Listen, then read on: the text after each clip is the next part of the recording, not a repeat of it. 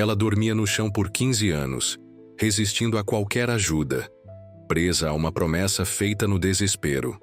Quando uma enfermeira de beleza angelical apareceu em sua humilde casa de taipa, segredos antigos vieram à tona, transformando suas vidas para sempre. Uma história sobre fé, desconfiança e o poder da conexão humana que vai tocar seu coração. Inscreva-se, deixe seu like e comente de onde está assistindo esta jornada de superação que ninguém poderia prever. A chuva castigava o telhado, de sapê com fúria implacável, enquanto raios cortavam o céu em fendas luminosas que revelavam, por instantes fugidios, o rosto marcado pela angústia daquela mulher ajoelhada no centro do pequeno cômodo. Era uma noite que parecia não ter fim, onde o céu e a terra travavam uma batalha antiga, e Maria das Dores, com seus então 27 anos, tremia não apenas pelo frio que penetrava pelas frestas da parede de taipa, mas pelo medo que lhe consumia a alma. Santa Bárbara, protetora contra as tempestades, eu lhe prometo viver na mais absoluta simplicidade, dormir no chão batido desta casa, se o Senhor poupar minha vida e este lugar que me abriga. Sussurrou ela, as mãos calejadas apertando com força um pequeno medalhão de bronze. O vento uivava como um animal ferido, arrancando telhas e despedaçando sonhos. Na pequena cidade de Águas Claras, incrustada entre montanhas antigas de Minas Gerais, a tempestade daquela noite de março de 2008 seria lembrada por gerações. Levou consigo 5 vidas, dezenas de casas e uma parte considerável da esperança local. Mas, como que por milagre, a humilde morada de Maria das Dores permaneceu intacta, uma pequena ilha de barro e madeira em meio a um mar de destruição. Quando o primeiro raio de sol rompeu a cortina de nuvens no horizonte, revelando o cenário desolador que antes fora uma comunidade vibrante, Maria se levantou do chão úmido, onde passara a noite em oração. Seu corpo doía, mas sua determinação estava selada como o barro que endurecia sob seus pés descalços. Uma promessa havia sido feita, um pacto sagrado que moldaria os próximos 15 anos de sua existência. Naquela manhã, retirou o colchão desgastado de sua velha cama de madeira e o estendeu diretamente sobre o chão de terra batida. Aos poucos, distribuiu entre os vizinhos menos afortunados os poucos móveis que possuía, guardando apenas o estritamente necessário. Um baú antigo de madeira para suas roupas, uma mesa pequena com um banquinho onde trabalhava seus bordados e um rádio, antigo, presente de seu falecido pai, que se tornaria sua janela para o mundo exterior. E assim começou a rotina que se repetiria, imutável como as estações, pelos próximos 15 anos. Acordava antes do primeiro canto do galo, quando as estrelas ainda pontilhavam o céu e a lua pálida se despedia no horizonte. Acendia o pequeno fogão a lenha, preparava um café forte e amargo, sem açúcar, mais uma pequena penitência autoimposta, e sentava-se à soleira da porta para ver o dia nascer, enquanto suas mãos já buscavam instintivamente as linhas coloridas. E o bastidor.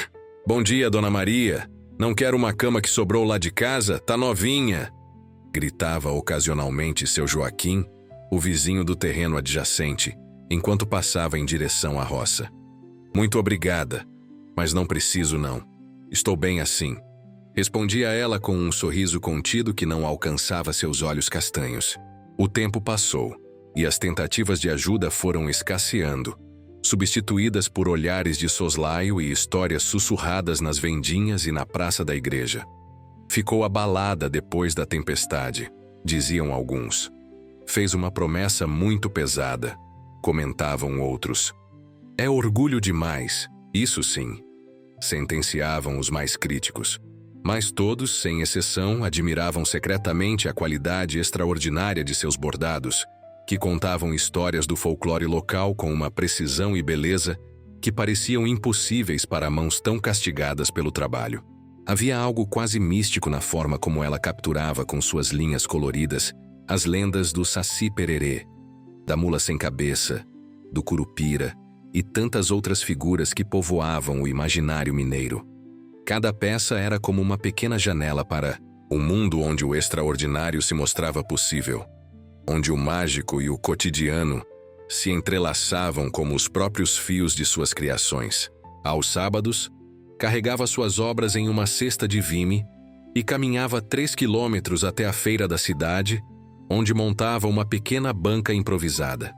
Vendia suas peças por preços irrisórios, apenas o suficiente para comprar mais linha, agulhas e o básico para sua subsistência austera. Era conhecida por todos, mas intimidade com ninguém. Trocava poucas palavras, sorrisos ainda menos, e retornava ao cair da tarde para sua solidão voluntária, como uma tartaruga recolhendo-se em seu casco protetor. O terreno onde vivia era sua única riqueza material, herança de gerações passadas que se estendiam até os primeiros colonizadores da região. Eram 5 hectares de terra, fértil, com uma nascente de água cristalina que jamais secava, mesmo nas estiagens mais severas. Um tesouro cada vez mais valioso em tempos de mudanças climáticas e escassez hídrica, cobiçado por empresários que enxergavam além do presente, imediato. Dona Maria, tenho uma proposta que vai mudar sua vida, disse certa vez um homem de terno e sapatos lustrosos, aparecendo em sua porta sem convite. Represento um grupo de investidores interessados em sua propriedade. Estamos dispostos a pagar um valor que a senhora nem imagina. Não está à venda, respondeu secamente, sem sequer erguer os olhos do bastidor onde trabalhava, os dedos, movendo-se com a precisão de um relógio suíço. Mas a senhora nem ouviu a oferta. Pense no que poderia fazer com tanto dinheiro. Uma casa nova, conforto. O senhor me desculpe, mas já disse que não está à venda. E agora, se não se importa, tenho trabalho a fazer. Cortou ela, finalmente encarando o homem com olhos que não admitiam contestação. Não foi o primeiro, nem seria o último. Vinham de tempos em tempos, com sorrisos largos e promessas maiores ainda. Alguns tentavam intimidá-la com jargões jurídicos e ameaças veladas sobre desapropriação, por interesse público. Outros apelavam para a emoção, falando de progresso e desenvolvimento para a comunidade.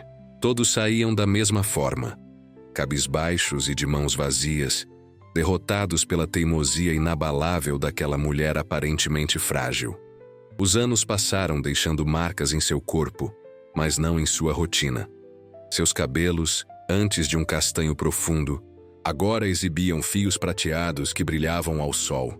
As mãos, sempre ágeis, começaram a apresentar os primeiros sinais de artrite, uma dor silenciosa que ela suportava sem queixas, como mais uma parte de sua penitência particular.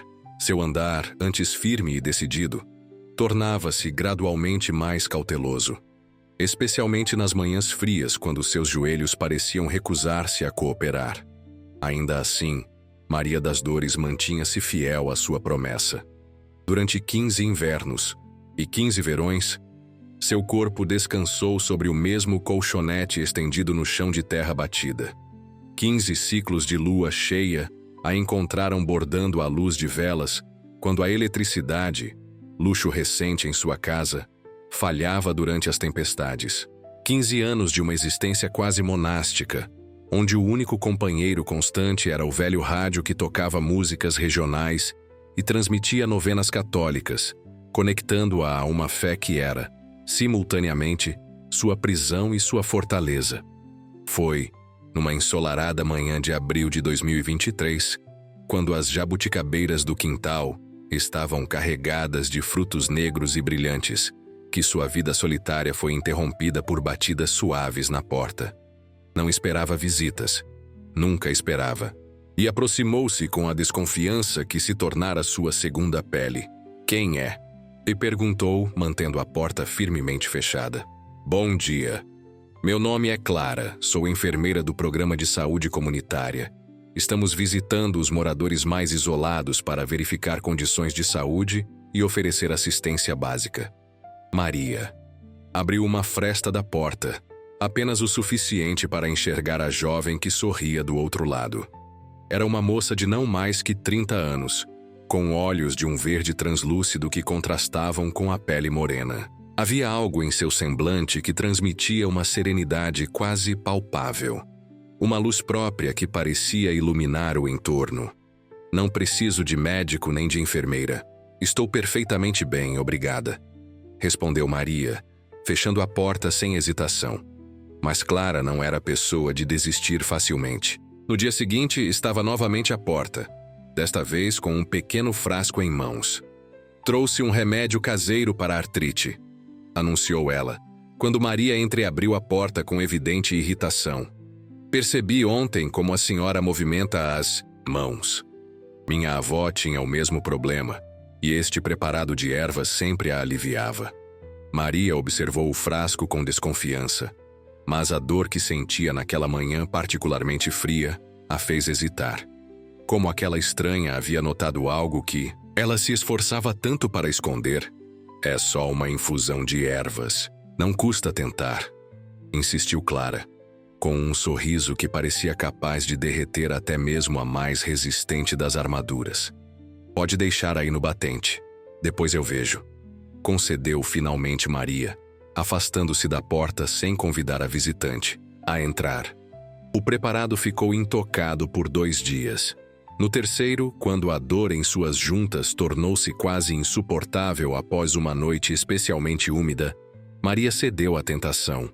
Aplicou uma pequena quantidade do unguento e, para sua surpresa, sentiu um alívio quase imediato. Era uma sensação de calor agradável que se espalhava gradualmente, desatando nós de tensão que nem sabia existirem.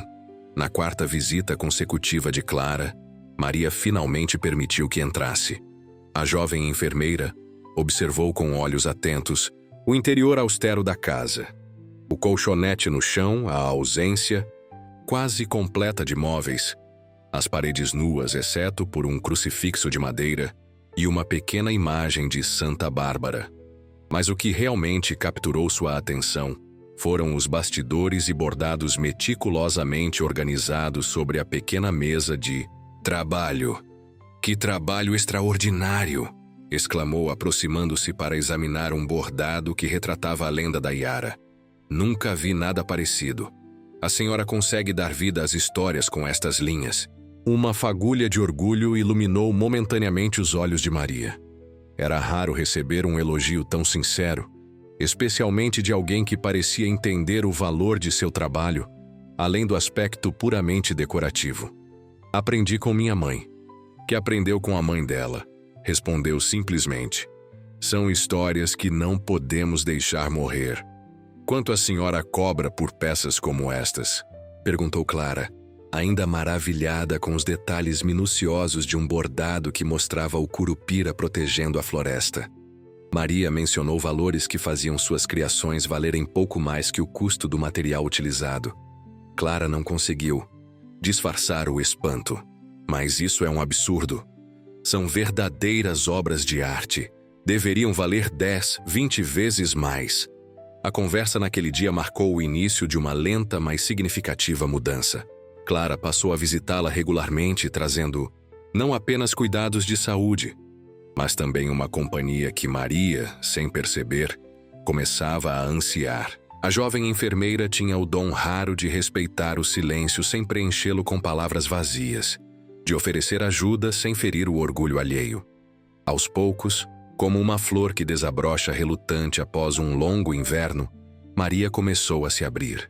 Compartilhou fragmentos de sua história, de sua infância como filha de lavradores, das histórias que ouvia ao pé do fogão a lenha e que agora imortalizava em seus bordados.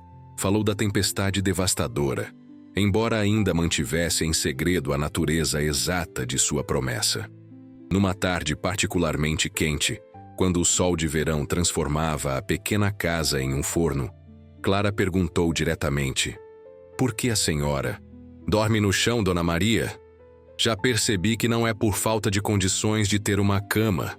O silêncio que seguiu foi tão denso que poderia ser cortado com uma faca. Maria fixou o olhar em algum ponto invisível, como se buscasse nas sombras a resposta adequada. "É uma escolha minha", respondeu finalmente. "Uma promessa que fiz há muito tempo." Clara não insistiu naquele momento. intuindo que havia limites que ainda não podiam ser ultrapassados. Em vez disso, mudou de assunto, comentando sobre a próxima festa do Divino Espírito Santo, tradição centenária que coloria a pequena cidade com suas bandeiras vermelhas e brancas, suas folias e procissões. Este ano será especial, disse ela, com um brilho de entusiasmo nos olhos. Além das celebrações religiosas, haverá uma exposição de artesanato local. Estou ajudando na organização e... Hesitou por um instante, como se medisse suas próximas palavras. Gostaria muito que a senhora participasse. Seus bordados merecem ser vistos por mais pessoas. Maria balançou a cabeça negativamente. Não gosto de multidões. Prefiro vender minhas peças na feira da cidade como sempre fiz. Mas é justamente este o problema, exclamou Clara, com uma veemência que surpreendeu a ambas. A senhora está vendendo seu trabalho por migalhas, quando poderia estar recebendo o valor justo. Existem pessoas que pagariam muito bem por arte como a sua. A discussão se estendeu, com Clara apresentando argumentos cada vez mais persuasivos sobre o valor cultural e artístico dos bordados, enquanto Maria se entrincheirava em sua resistência à mudança. Finalmente, como um rio que cede à persistência da água, a bordadeira aceitou, não sem relutância, que algumas de suas peças fossem incluídas na exposição, sob a condição estrita de que seu nome não fosse divulgado. Nas semanas que antecederam a festa, Clara aparecia quase diariamente, ora para verificar a pressão arterial de Maria. Parte do meu trabalho, justificava-se. Ora para ajudá-la a selecionar as peças para a exposição. A casa, antes um santuário de silêncio, agora era ocasionalmente preenchida com risos e conversas, uma transformação sutil mas profunda que não passava despercebida pelos vizinhos sempre atentos. Aquela enfermeira é um anjo na vida da Dona Maria, comentavam. Nunca vi a mulher conversar tanto desde que chegou na cidade. O comentário, embora feito sem maiores intenções, capturava uma verdade essencial. Clara havia se tornado uma presença luminosa na existência austera de Maria, trazendo não apenas cuidados físicos, mas um tipo de cura mais profunda e necessária, a reconexão com o mundo exterior, com a possibilidade de confiança e afeto. A festa do Divino chegou, colorindo a cidade com suas bandeiras e estandartes. O som dos sinos da paróquia de São José se misturava às músicas tradicionais tocadas pela banda de coreto, enquanto o cheiro de comidas típicas, feijão tropeiro, lombo à mineira, tutu à portuguesa, perfumava as ruas estreitas de paralelepípedos. Maria, no entanto, permaneceu em casa, fiel à sua rotina e determinada a não participar do burburinho festivo. Foi no segundo dia das celebrações que Clara apareceu, ofegante e com os olhos brilhando de excitação. Dona Maria precisa vir comigo agora. Aconteceu algo incrível. O que foi, menina? Parece que viu assombração. Melhor. Que isso? Uma estilista famosa do Rio de Janeiro viu seus bordados na exposição e ficou absolutamente encantada. Quer conhecer a artista e fazer uma encomenda grande para sua próxima coleção de roupas? Maria sentiu o coração acelerar, uma mistura confusa de medo e excitação percorrendo seu corpo. Não posso ir, Clara. Sabe que não gosto de aglomerações. Mas ela vai embora amanhã cedo. É uma oportunidade única. Seus bordados em roupas que serão mostradas em desfiles, talvez até internacionais. A luta interna era visível no rosto marcado de Maria. Por um lado, o impulso de se manter fiel à sua existência reclusa. Por outro, uma centelha muito adormecida de ambição artística, de desejo de ver seu trabalho reconhecido e valorizado. Não vou vestida assim, disse finalmente, indicando o vestido simples de algodão que usava. Clara sorriu, aliviada. Tenho algo que pode servir, disse, retirando da bolsa um pacote cuidadosamente embrulhado. Era um vestido de linho azul, simples mas elegante, que Clara havia comprado especialmente para aquela ocasião, numa demonstração de fé inabalável de que conseguiria convencer Maria a participar da exposição. O encontro com Luísa Montenegro, a estilista carioca, foi um ponto de virada na vida de Maria. A mulher sofisticada, com seus óculos de armação colorida e gestos expansivos, mostrou um respeito genuíno pelo trabalho artesanal que via diante de si. Isto não é apenas artesanato, é arte em seu estado mais puro, declarou, examinando com admiração um bordado que retratava a festa do Divino Espírito Santo. Consegue capturar a alma das tradições mineiras de uma forma que nunca vi antes. A proposta que fez em seguida deixou Maria atônita. Uma encomenda substancial de bordados temáticos para aplicação em uma coleção exclusiva, por um valor que superava tudo o que ela havia ganhado nos últimos 5 anos combinados. Não sei se posso aceitar, murmurou Maria, sobrecarregada pela magnitude da oferta. Por que não? Perguntou Luísa, genuinamente confusa. São muitas peças. Não tenho estrutura, trabalho sozinha. Podemos estabelecer um cronograma flexível, respondeu prontamente a estilista. E quanto ao valor, é absolutamente justo pelo nível de excelência do seu trabalho. Foi Clara quem ofereceu a solução que mudaria não apenas o destino de Maria, mas de toda a comunidade.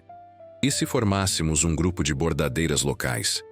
Dona Maria poderia ensinar suas técnicas e supervisionar o trabalho, garantindo a qualidade.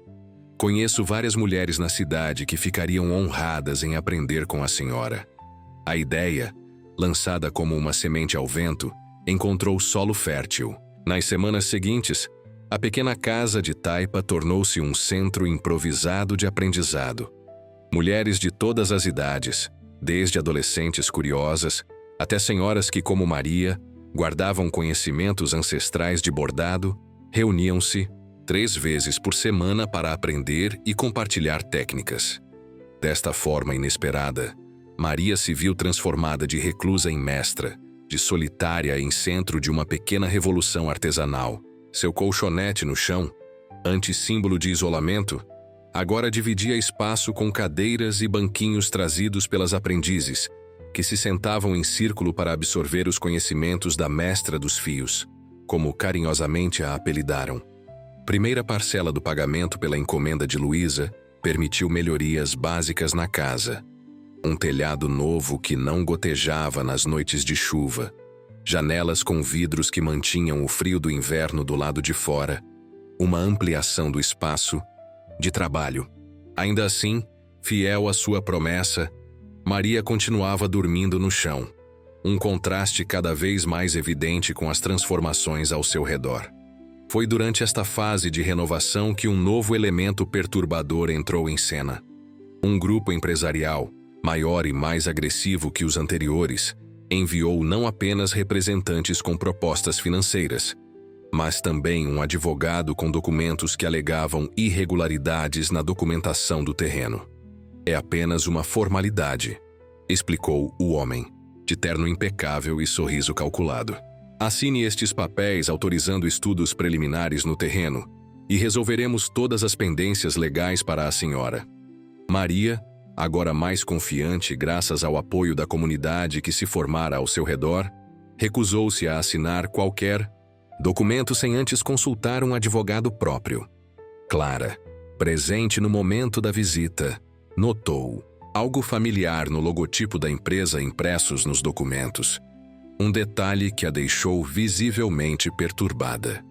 Naquela noite, após a saída do advogado, Clara permaneceu mais tempo que o habitual, inquieta e silenciosa. Finalmente, como alguém que reúne coragem para um mergulho em águas claras desconhecidas, ela se sentou ao lado de Maria, no degrau da porta da frente, onde observavam o céu estrelado. Tenho algo muito sério para lhe contar, Dona Maria, e temo que depois disso, a senhora nunca mais queira me ver. O tom grave de sua voz causou um aperto no coração da bordadeira. Poderia aquela jovem que trouxera tanta luz à sua vida ser portadora de algum segredo terrível? Fale logo, menina. Seja o que for, melhor enfrentar de frente. Clara respirou fundo, as mãos trêmulas segurando um copo d'água como se fosse um amuleto protetor. O homem que veio hoje, o advogado, ele trabalha para a Águas Minerais Monteiro. E daí? Já tive outros interessados no terreno antes. Sim, mas o dono da empresa, Fernando Monteiro, ele é meu pai. O silêncio que se seguiu foi como um abismo que se abria entre elas. Maria encarou a jovem com olhos que gradualmente perdiam o calor adquirido nos últimos meses, substituído por uma frieza defensiva que Clara conhecia bem dos primeiros encontros. Então tudo isso, sua preocupação, as visitas, a exposição, foi apenas para me amolecer, para facilitar o trabalho do seu pai? Não, jamais. Quando fui designada para o programa de saúde comunitária, não fazia ideia que a senhora era dona deste terreno. Só descobri quando meu pai mencionou seu nome durante um jantar de família, dizendo que estava tendo dificuldades com uma velha teimosa que se recusava a vender a propriedade. Lágrimas escorriam pelo rosto de Clara, mas não amoleciam o coração de Maria, que se fechava como uma concha ferida. Quero que vá embora agora, disse a bordadeira, levantando-se com dificuldade. E não volte mais. Por favor, Dona Maria, deixe-me explicar. Não há nada para explicar. Pensei que tivesse encontrado uma amiga, quando na verdade era apenas mais uma pessoa tentando tirar vantagem de mim. Saia da minha casa.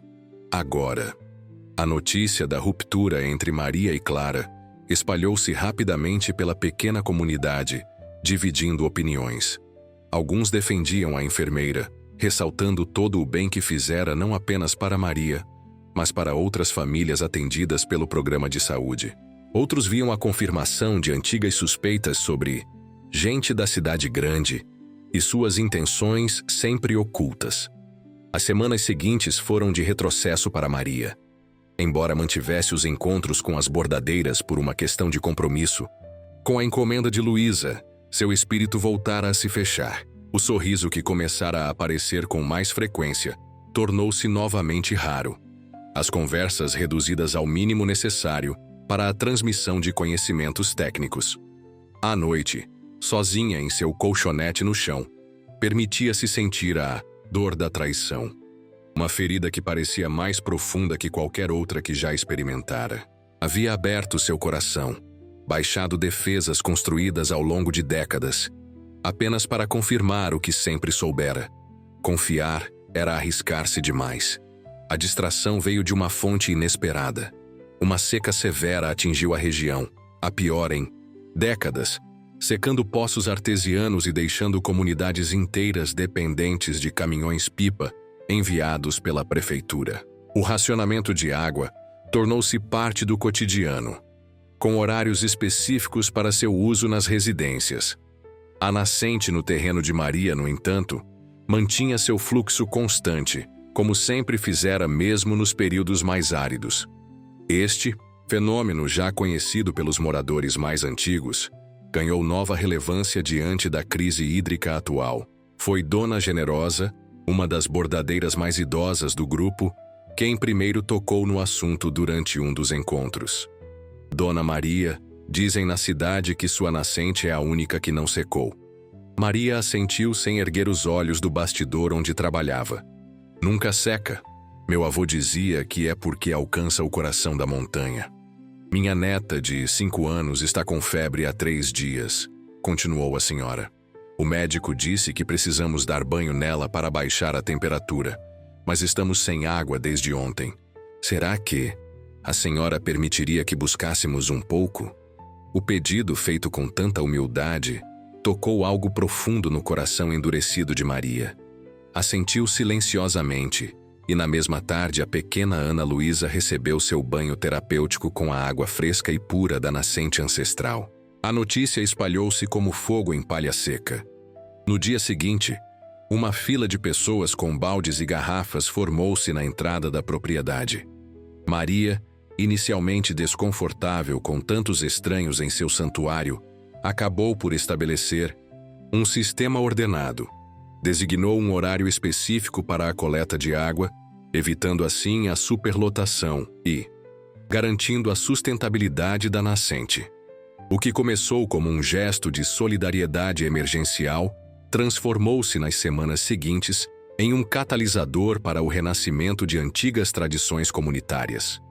Em troca da água, as pessoas ofereciam o que tinham: alimentos colhidos em suas hortas, produtos caseiros como geleias e compotas, pequenos serviços como consertos no telhado ou na cerca que circundava a propriedade. Sem perceber, Maria tornava-se o centro de um sistema de escambo que revigorava os laços sociais, lembrando a todos o valor da interdependência em tempos de crise. O colchonete no chão, que antes simbolizava isolamento e penitência, agora testemunhava reuniões comunitárias, onde problemas eram discutidos e soluções encontradas coletivamente.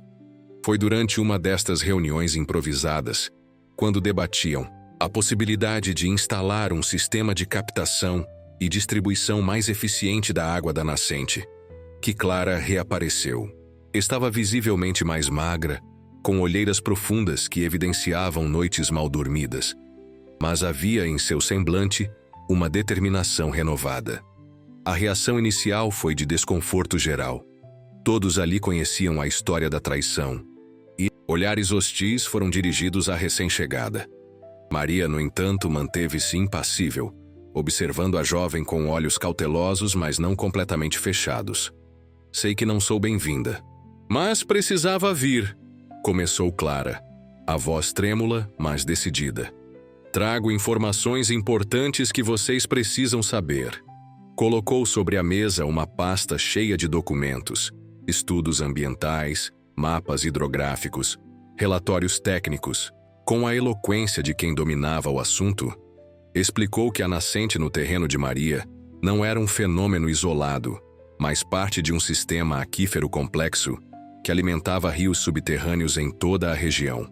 O plano da empresa do meu pai não era apenas explorar comercialmente a águas minerais Monteiro daqui, mas desviar o curso principal da nascente para um terreno maior, já adquirido, a 3 quilômetros daqui. Isso secaria não apenas esta fonte, mas afetaria todo o ecossistema local em um raio de 20 quilômetros.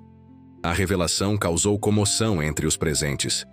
Para muitos daqueles pequenos agricultores, a água era mais que um recurso, era vida, sustento, continuidade. Como descobriu isso? Perguntou finalmente Maria, rompendo seu silêncio. Acessei documentos internos da empresa, respondeu Clara. Quando soube dos planos completos, confrontei meu pai. Disse que não podia compactuar com algo que destruiria o equilíbrio ambiental de toda uma região, afetando centenas de famílias. Hesitou por um momento, como se buscasse forças para a confissão seguinte. Ele me deu um ultimato: ou ficava do lado da empresa familiar ou seria deserdada. Escolhi o que acredito ser certo. Não sou mais bem-vinda na casa dos meus pais e perdi meu emprego no programa de saúde, aparentemente por conduta inadequada, embora todos saibam que foi meu pai quem pressionou pela demissão. O silêncio que se seguiu foi carregado de tensão e reavaliação. Maria estudava atentamente o rosto da jovem, buscando qualquer sinal de falsidade. O que encontrou foi apenas exaustão e uma honestidade crua que não podia ser fingida. Por que voltou? Perguntou finalmente. Já perdeu tudo por nossa causa.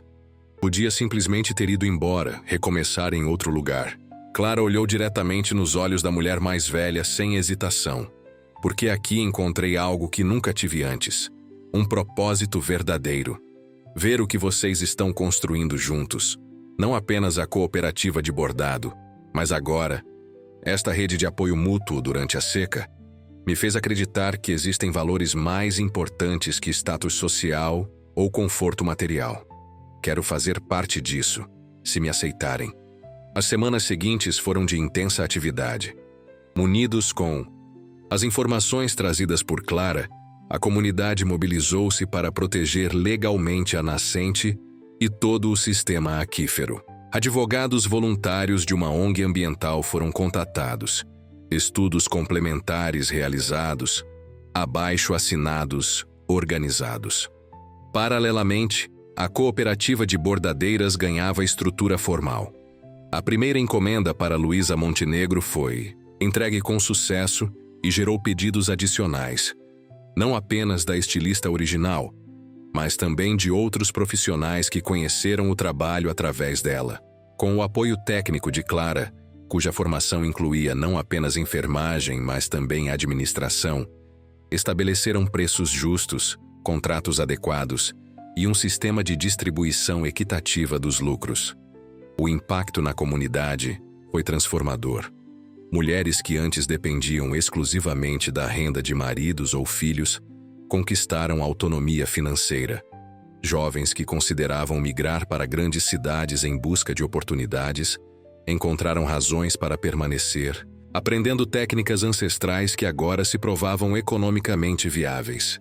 Homens que, inicialmente zombavam da coisa de mulher, começaram a oferecer apoio logístico, construindo um galpão adequado para a produção em maior escala. Maria assistia a tudo com um misto de orgulho e perplexidade. Como poderia imaginar, naquela noite de tempestade 15 anos atrás, que sua promessa de simplicidade absoluta levaria, por caminhos tortuosos, a um renascimento comunitário tão profundo? A batalha legal contra a empresa Águas Minerais Monteiro foi longa e difícil. Fernando Monteiro, pai de Clara, utilizou todos os recursos à sua disposição: políticos locais, juízes amigos, a mídia que controlava indiretamente através de anúncios generosos. Em resposta, a comunidade organizou manifestações pacíficas, conquistou o apoio de ambientalistas nacionais e utilizou as redes sociais para divulgar sua causa. O ponto de virada ocorreu quando um renomado documentarista, atraído pela história em comum, produziu um curta-metragem sobre Maria e a importância da nascente. O filme, inicialmente exibido em um festival independente, viralizou na internet, trazendo atenção nacional para o conflito. Repentinamente, o que era uma disputa local transformou-se em um símbolo da luta entre preservação ambiental e ganância corporativa. Em meio a todo este turbilhão de acontecimentos, uma constante permanecia: Maria ainda dormia no chão. A casa havia sido reformada, móveis novos adquiridos, eletrodomésticos instalados, mas o colchonete diretamente sobre a terra batida continuava como seu local de descanso. "Por que a senhora insiste em dormir assim, Dona Maria?" perguntou-lhe certa vez um jornalista que veio entrevistá-la sobre o conflito com a mineradora. "É algum tipo de protesto?" "É uma promessa", respondeu simplesmente, sem elaborar. Foi Clara quem finalmente abordou o assunto de frente, numa noite em que trabalhavam juntas na organização financeira da cooperativa. A relação entre as duas havia sido reconstruída lentamente, como um bordado especialmente delicado, que exige paciência e precisão. "Dona Maria, preciso lhe perguntar algo muito pessoal", começou ela, fechando o livro de contas que analisavam. "Esta promessa de dormir no chão foi feita durante a grande tempestade de 2008, não foi?" Maria assentiu silenciosamente. "E foi feita a Santa Bárbara, certo? A protetora contra as tempestades." Outro aceno afirmativo. "A senhora prometeu viver em simplicidade absoluta se fosse poupada da destruição que atingiu tantos outros." "Como sabe disso?" perguntou Maria, genuinamente surpresa. "Juntei os pedaços ao longo do tempo. A imagem da santa em lugar de destaque na casa, a data da tempestade que coincide com o início do seu hábito, comentários ocasionais dos vizinhos mais antigos." Maria suspirou profundamente, como quem finalmente coloca para fora um segredo guardado por tempo demais. Estava apavorada naquela noite. O vento parecia que ia arrancar a casa dos alicerces, ou que nós mesmos construímos. A história de Dona Maria e Clara, da promessa e sua evolução, da nascente protegida e da comunidade renascida, se espalhou muito além das fronteiras de Águas Claras. Se tornou um símbolo de como tradição e inovação podem caminhar juntas, de como individualidade e coletividade podem se fortalecer mutuamente, de como até mesmo as promessas mais rígidas podem se transformar sem perder sua essência sagrada. E sempre que alguém perguntava a Dona Maria se ela se arrependia dos 15 anos dormindo no chão, Ela sorria com a serenidade de quem encontrou significado mesmo no sofrimento. Cada noite naquele colchonete foi um ponto no bordado da minha vida. Sem eles, o desenho não seria o mesmo. O importante não é onde dormimos, mas com que propósito acordamos a cada manhã.